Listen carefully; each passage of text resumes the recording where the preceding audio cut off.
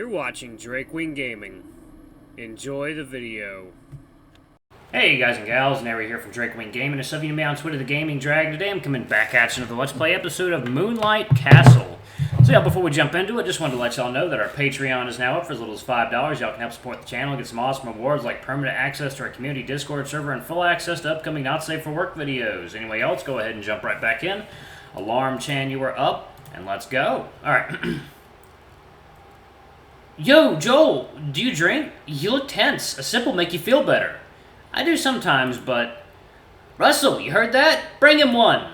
The bull narrowed his eyes. I couldn't really afford alcohol, though, as I was too afraid to admit that. Actually, I'd never really been drunk either. Fine. No, wait! Blake gave me a gentle tap on the shoulder to stop me from stopping Russell. Let him... The wolf was whispering into my ear and making sure that the tiger wouldn't hear it. Patrice swished his tail as he kept staring in anticipation at the bartender. Your drink. I wasn't really planning to drink it, as I was about to return the cup to Russell. The tiger snatched it from me and proudly chugged down its contents. Though, not too long afterward, the feline coughed violently. This isn't beer! It's orange juice. I took the liberty of providing a drink of similar color, knowing that you planned to steal it. Patrice sighed. He looked somewhat more sober now. Fine, I give up. Please understand that I don't mind you drinking. Getting drunk occasionally is perfectly okay, but only within reason. You don't have anyone to take you home tonight. Ryan could. He even does sometimes. I heard my name. What's up? The bear appeared and sat right between us. He looked around for a bit, and as he was about to speak, his nose picked up a familiar smell from Patrice. You're drinking already? At least wait for Dylan. He's not coming, though, is he? Yeah, no, I don't think he's coming.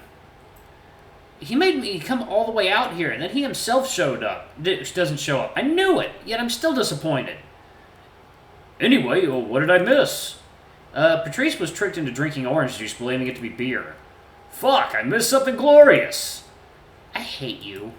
Okay, before I forget, we should properly introduce ourselves to one another. I know their names, isn't that enough? Dude, how do you make friends if you know only their names? You can be friends with someone and still know very little about them.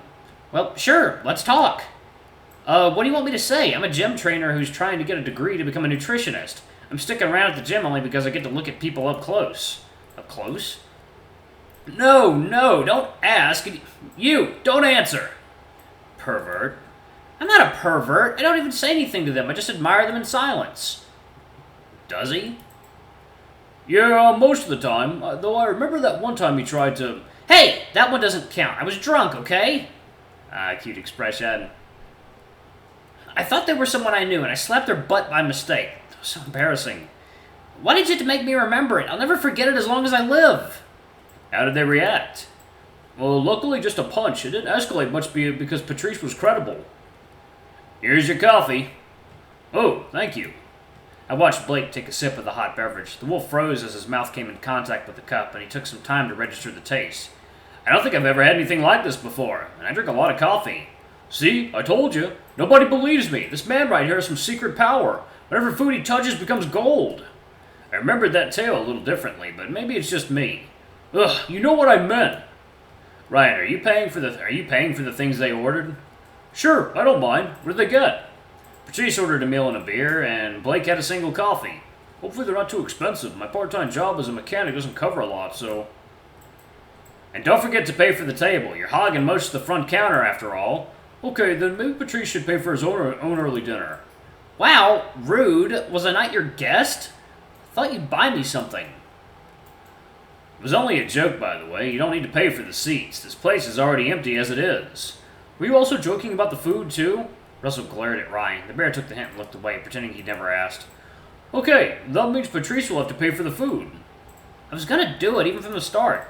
Then why did you want me to pay for you? I was just playing along. Besides, I heard you bought a meal for Joel. Second, y'all. Water time.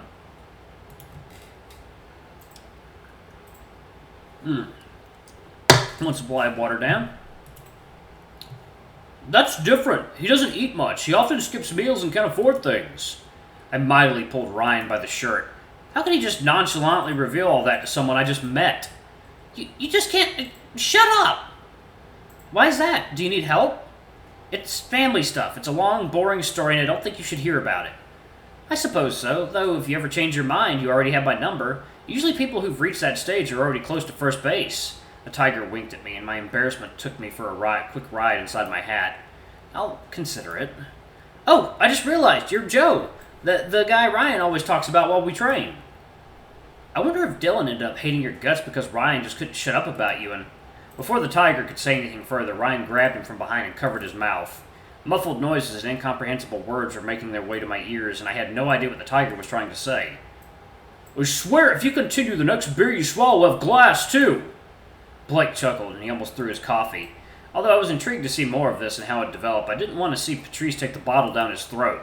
Russell, however, was making sure the empty bottle the tiger had finished was nearby and reached for the bear to grab.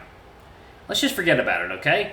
I won't ask, and hopefully they're all good. They're all good things. Ryan looked almost offended when he heard that I considered the possibility of him talking badly about me and ruining the reputation I probably didn't have.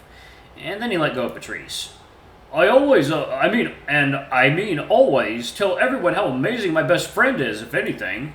Because we spend a lot of time together daily, it's hard not to mention you. Can I ask a question?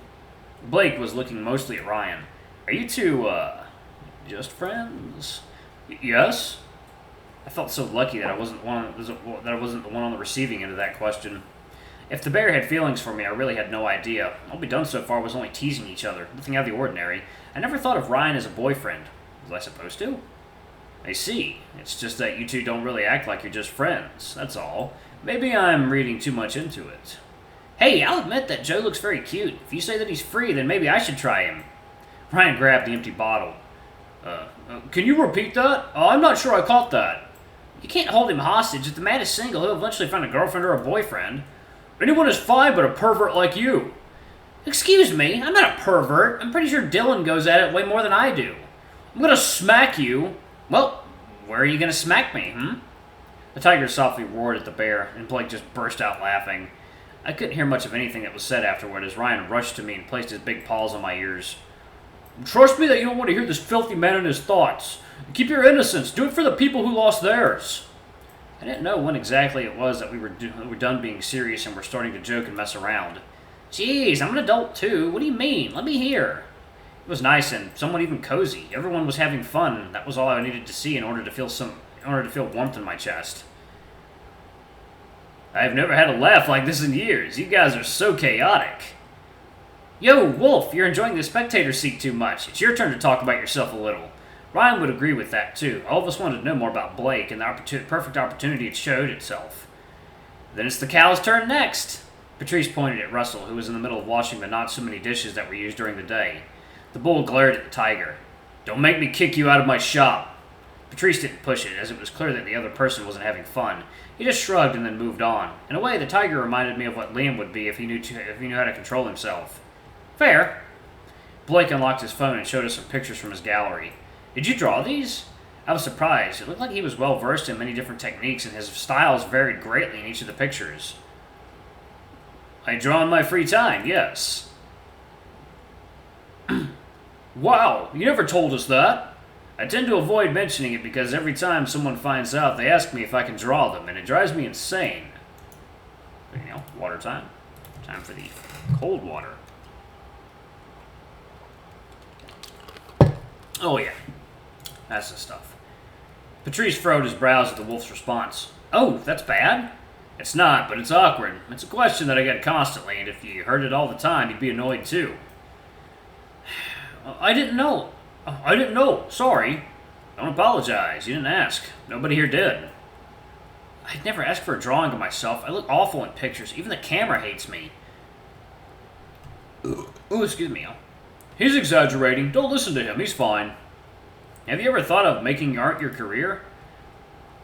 Nah, this is just a hobby. There's something else I want to do, way more than this, and it's to become a lawyer.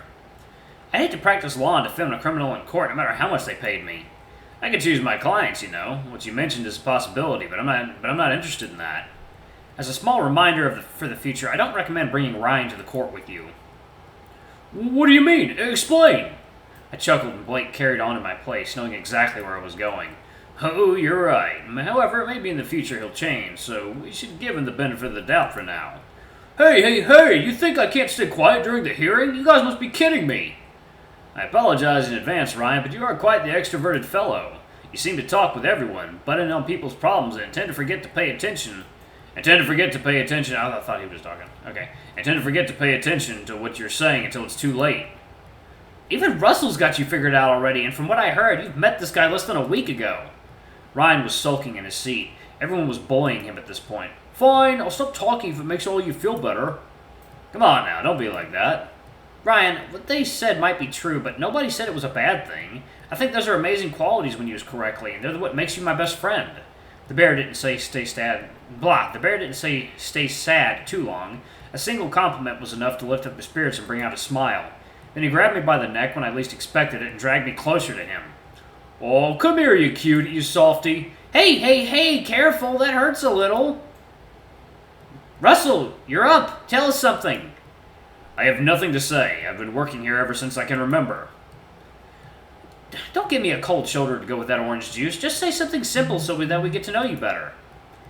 We go to the same college. If it's okay, can you tell us what you're studying? It doesn't matter. I'm doing it mostly for him.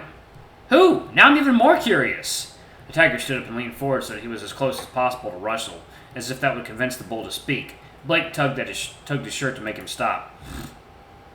We shouldn't pry. It seems personal. Okay, then. There's one last person I haven't asked. Ryan's favorite, the cute little dog. I knew I was about to be put under the spotlight, and I didn't like it when everyone was staring at me. It was too sudden, too soon. I preferred to deal with only one person at a time. I'm not great at introducing myself. Maybe you can ask me what you want to know, and I'll answer. This would have been the perfect moment to ask if you were single. What a shame. Can we forget I'd already done that? Patrice? A real question, yes. How did you and Ryan meet? Let's hear it.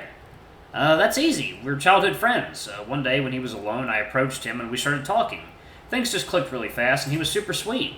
Immediately, Blake noticed something unusual in that story. Wait a second. You were the one that approached him? I looked away and stumbled over my words. Yeah, I know. That's weird, right? I guess that day I was in the mood. Gently, Ryan placed his paw on my shoulder to calm me down. He knew better than anyone what I was doing and why I was struggling to talk. Joel, you can tell them the truth. It doesn't bother me. Really? I thought you didn't like talking about it. That's true, but who cares? I want them to learn about us so that in return we can learn more about them. Second now. Water time.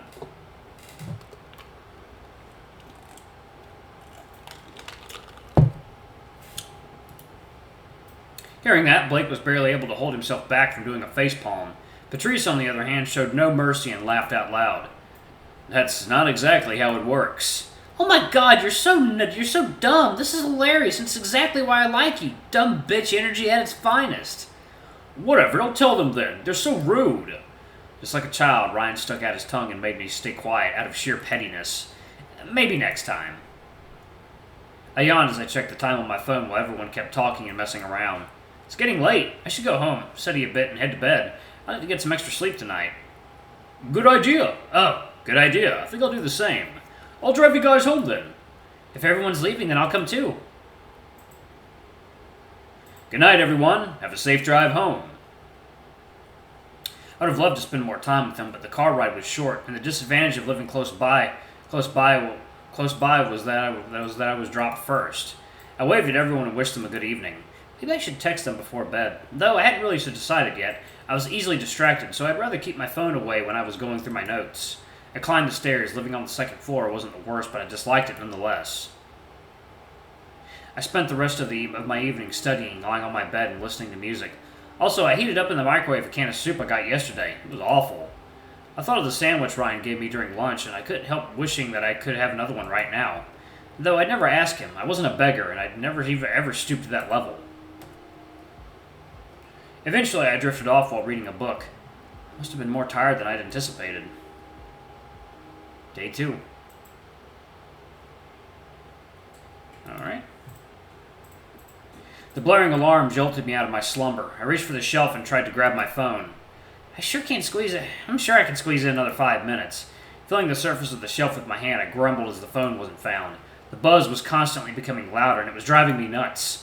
I grew impatient, and, once I noticed the sound was coming from below me, I forced myself out of bed. The culprit was lying on the floor, facing down, and as much as I wanted those extra 5 minutes, I was already wide awake. I picked it up. Oh. Alright, I'm going to go ahead and pause it right there. Thank you all so much for watching. Don't forget to like, comment, subscribe, ring that notification bell, and check out our Patreon if you can. It always helps. Anyway, I love you all. I'll see you on the next video. Bye-bye!